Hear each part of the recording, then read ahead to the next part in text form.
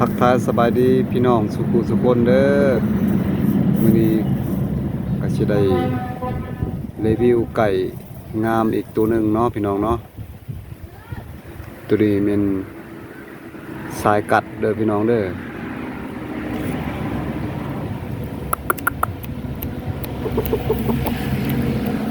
กำลังรอคนเต็มพี่น้อง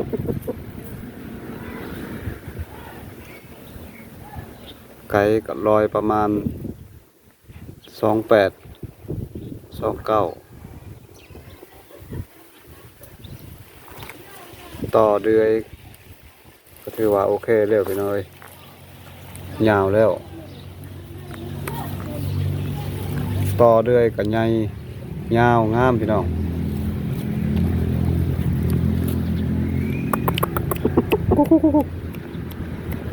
ช่วงนี้ก็ลมแดดแต่ว่าใครบอนว่ามีแดดพี่น้องลมอยู่แต่ว่ามีแดด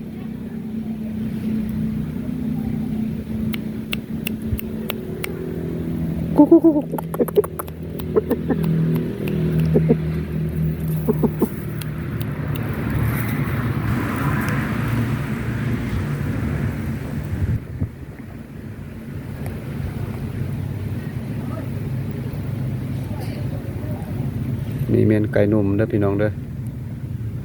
ไก่ประมาณ11 เดือน12 เดือนนี่แหละพี่น้องเอ้ย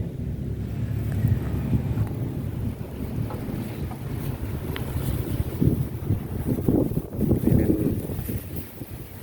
ไก่ชายกัดเด้อพี่น้องเด้อเรื่องกระดูกนี่โอ้ยบ่ต้องเป็นห่วงเลยพี่น้องเอ้ยผิวพรรณหนากระดูกใหญ่พี่น้อง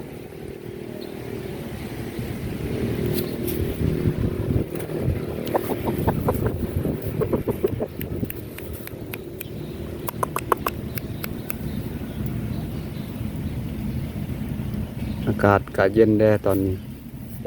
แต่ว่าใครบอนว่ามีแดดรอทาประมาณเดือนหนึ่งหา2 เดือนประมาณนี้พี่น้องก็ถือว่าคนเต็มสมบูรณ์บัดนี้เลี้ยงก็ง่ายแด้แต่ว่าตอนนี้คนก็ยังเป็นบัวหลายตามเส้นคอเส้นหางเส้นปีกก็ยังเป็นบัวพี่น้องยังทันได้ชุดมัดอันก็ตื่นเต้นได้จักหน่อยเนาะไก่บ่เคยฉีดน้ำจักเทื่อเพราะว่าแดดบ่ค่อยมีพี่น้องแต่ว่าไก่ก็ยังเป็นไก่อ่อนแดคนยังทันได้เต็มยังทันได้ชุดนี่ก็เป็นไก่งามตัวหนึ่งรีวิวให้บรรดาพี่น้องสุขุสุคนเลยหับเบิ่งหับสมน้ำกันเนาะก็ยังว่าสิไปมื้ออื่นนี่แหละพี่น้องสิไปท่องเที่ยวตามบ้านนอกบ้านนาสิไปหาถ่ายคลิปเกี่ยวกับวิถีชีวิตการเลี้ยงไก่ของแต่ละคนเนาะเขาจะเลี้ยงแบบใดสิได้มาถ่ายมานำเสนอให้พี่น้องสุขุสุคนได้รับรู้นำกันเนาะได้เบิ่งติดตามนำกันว่าแต่ละคนนั้นเขาจะเลี้ยงแตกต่างแนวใดเนาะการเลี้ยงของเขามันก็มีเทคนิคของไผมันเนาะพี่น้องเนาะมันก็บ่คือกันกาบ่ดนพี่น้องสิได้มารีวิวอีกครั้งนึงสิได้ไปถ่ายใกล้ใช้งอนอีกครั้งนึงพี่น้องเอ้ยแถวขอบเขตชายแดนพุ่นแหละพี่น้องเพราะว่าขอบเขตนั้นเขาจะเลี้ยงไก่ลอยใหญ่ต่ำสุดละเมน28พี่น้องหา29หา3 โลประมาณนี้แหละไก่3 โลก็มีพี่น้องเขาเจ้าเลี้ยงบางบอนเนาะแต่ว่าบางบอนก็บ่ได้คู่ก็เลยบ่ได้เลี้ยงส่วนหลายก็มีแต่ว่า27 28 25 26ส่วนหลายบางบอนเนาะแต่ส่วนไก่แถวแสดนพุ่นไก่ชายงอน มันก็เป็นไก่ลอยใหญ่เขาเจ้าเลี้ยงไก่ใช้งอนหลายกว่าพี่น้องก็คือบ้านเฮาเขาเจ้าเลี้ยงไก่ลอยเล็กเนาะพม่าหรือว่าปะกอย12728แถวบ้านเฮาก็ประมาณนี้พี่น้องเนาะแต่ว่า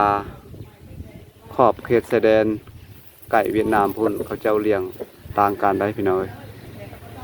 เขาเจ้าเลี้ยงไก่ลอยใหญ่ชวนหลาย28ขึ้นไปถามว่าเสื่องซนเขาเจ้าเลี้ยงมันกานี่เสื่องซนที่ว่าหลากหลายคือกันพี่น้องความเก่งของเขามันกาแตกต่างกันเนาะ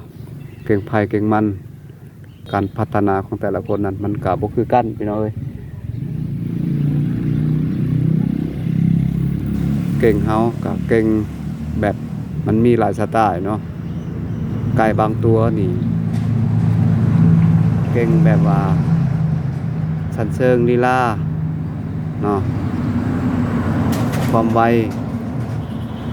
ความแม่นเนาะแต่ว่าขอบเขตไก่แถวเขาเจ้าเลี้ยงแถวบันแถวชายแดนไก่เวียดนามพุ่นความไวหันมันก็ธรรมดาพี่น้องเนาะถ้าว่าเทียบเป็นเปอร์เซ็นต์ก็บ่ซ้ำไก่พม่าเนาะไก่พม่าไวกว่าสันเชิงมันก็ดีกว่าเนาะแต่ว่าเขาเจ้าก็บ่ได้ชอบเลี้ยงไก่พม่าพี่น้องเขาเจ้าก็ฮู้อยู่ว่าไก่เก่งแต่ว่าเขาบ่ได้สู้เลี้ยงไก่พม่าเพราะหยังเพราะว่าส่วนหลายเขาเจ้าบริอาณาเขาเอิ้นว่าเลี้ยงยากพี่น้องไก่พม่าเลี้ยงยากเนาะก็สำหรับผู้ที่ว่าเลี้ยงเป็นมันก็บ่ได้ยากเนาะแต่ว่าส่วนหลายเขาเจ้าขอบเขตนั้นเขาบ่นิยมปานใดไก่พม่าถึงแม้นว่าบ้านเฮานิยมแต่ว่าสำหรับบ้านเขาบ่นิยมมันก็มีสาเหตุคือกันพี่น้องเพราะว่ากฎเกณฑ์มันก็แตกต่างกันแถวบ้านเขานี่กฎมันก็บ่คือบ้านเฮาเนาะกฎก็คือเหมือนกับว่ากีฬาพี่น้องกฎบ่คือกันเขาเจ้าส่วนหลายเขาเจ้าเลี้ยงซนนี่เขาเจ้าต้องเลี้ยงให้แข็งแรงที่สุดพี่น้องขอบเขตนั้นไก่ก็ลอยใหญ่ได้ถ้าว่าบ่ผ่าน 4-5 ยกนี่ยังทันได้ออกไปแข่งขันได้พี่น้อยไก่ขอบเขตแถวบ้านอาณาชายแดนเนาะแถวชายแดนแถวเวียดนามเขาเจ้าเลี้ยงแบบนั้นถ้าว่าไก่ผ่าน5 ยกขึ้นไปเขาเจ้าจังเลี้ยงซนเนาะซนก็ประมาณ 5-6 ยกคนได้พี่น้อยเขาเจ้าเลี้ยงซนเนาะเขาเจ้าก็คัดคือกันตัวใดลำดีเนาะดีแม่นเขาจะเอาตัวนั้นแหละมาเลี้ยงนำอดนำทนครบเนาะเขาจะคัดแบบนั้นแต่ว่าส่วนหลายก็ไก่ลอยใหญ่คือว่าอะไรพี่น้อยไก่ลอยใหญ่ไก่พม่ามันก็เป็นไก่ลอยเล็กลอยน้อยเขากับบริสุทธิ์นิยมมาเลี้ยงเพราะว่าบ้านเขาบ่มีไก่ลอยเล็กเนาะแต่ว่าเรื่องความไวเก่งนั่นเข้ากับหู้คือกันเนาะพม่ามันก็เป็นไก่ตัวนึงที่ว่าฉลาดเนาะเก่งแต่ว่าคือว่าอะไรพี่น้องเขาจะบ่นิยมขอบเขตนั้นมีแต่ว่าไก่เชื่องก็คลิปหน้าสิได้มารีวิวถ่ายให้พี่น้องพาไปเบิ่งไปชมนำกันเด้อพี่น้องเด้อก็อย่าลืมฝากติดตามนำกันเด้อพี่น้องเด้อเพื่อบ่พลาดคลิปต่อไปเนาะพวกเราจะได้ถ่ายเพื่อให้พี่น้องจะได้เบิ่งในชมนำกันแต่ละชมแต่ละพามก็คือว่าอะไรพี่น้องเอ้ยมันก็แตกต่างกันเนาะการเลี้ยงบ่คือกันสรุปก็คือว่ามักบ่คือกันพี่น้องเนาะไก่ทุกตัวนั้นมันก็เป็นไก่ที่ว่าดีหมดเนาะบ่ว่าไก่พม่าหรือว่าไก่เชิงปะก้อยเนาะมันก็ดีหมดทุกตัวพี่น้องแต่ขึ้นบนว่าสถานการณ์แต่ละ ที่แต่ละแห่งนั้นมันขึ้นบอนว่าบ่มีคู่ถ้าเฮาเลี้ยงไก่ร้อยเล็กมันก็บ่มีคู่ก็ถือว่ามันก็ยากเนาะเลี้ยงก็ถือว่าเลี้ยงซื่อๆมันก็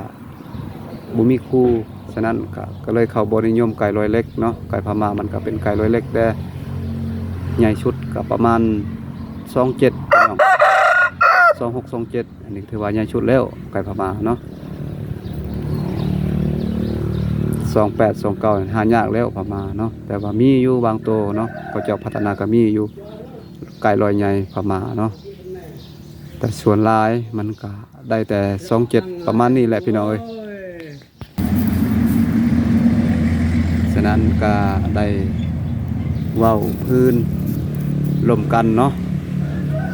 ก็ถือว่ามาต่อยอดการแตกต่าง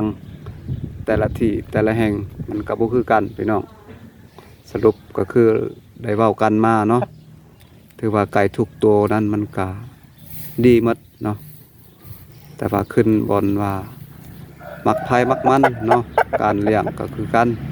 การเลี้ยงมันก็แตกต่างกันคลิปนี้ก็ประมาณนี้เด้อพี่น้องเด้อก็อย่าลืมเนาะพบพออีกครั้งต่อไปคลิปต่อไปเนาะสิได้มารีวิวอีกครั้งพี่น้องท่านใดที่ว่าได้กดติดตามแล้วเนาะก็ถือว่าบ่พลาดในคลิปต่อไปเนาะพี่น้องเนาะเราจะได้เบิ่งได้ชมนำกันอีกเนาะจะได้ไปเที่ยวเบิ่งตามบ้านนอกบ้านนาหรือว่าบางซุ่มเล็กชุมใหญ่เนาะก็อิงตามที่ว่าเฮาได้พบพ่อเนาะเฮาก็ได้ถ่ายไว้มารีวิวอีกครั้งให้พี่น้องได้รับเบิ่งรับชมนำกันเนาะคลิปนี้ก็ประมาณนี้เด้อพี่น้องเด้อ